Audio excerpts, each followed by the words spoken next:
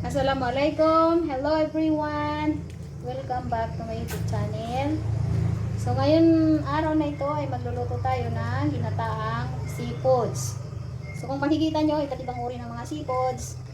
Ayan siya guys. So ang gagawin natin ay ilalagyan muna natin ng yung pangalawang gata. Kasi yung unang gata natin, yun yung panghuli natin ilalagay para masarap yung kanyang sabaw.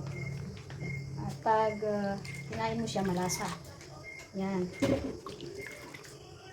So, shoutout nga pala sa lahat ng mga nanonood dyan.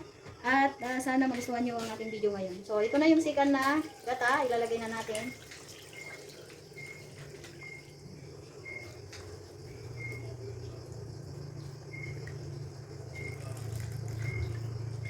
Ayan. So, okay na yan guys.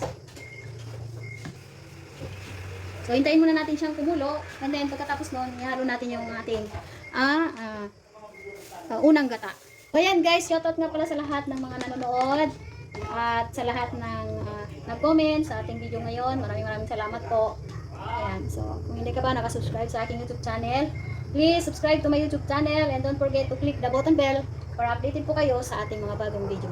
So ayan din guys, kumukulo na siya guys at haluin muna natin bago natin ilagay yung unang gata. So ayan, bumuka na sila lahat. Madali lang naman siyang lutuin kasi pag ganyan na bumubuka na, pwede na siyang kainin. Kaso kailangan pa natin ng malasang ng gata. Kasi masarap siya pag maraming gata. So ayan, ilalagay na natin itong unang gata. So ayan. Ayan, buhos na natin. So okay na yan. At pakukuluin pa natin siya. So ayan, maraming salamat po sa lahat ng nanonood.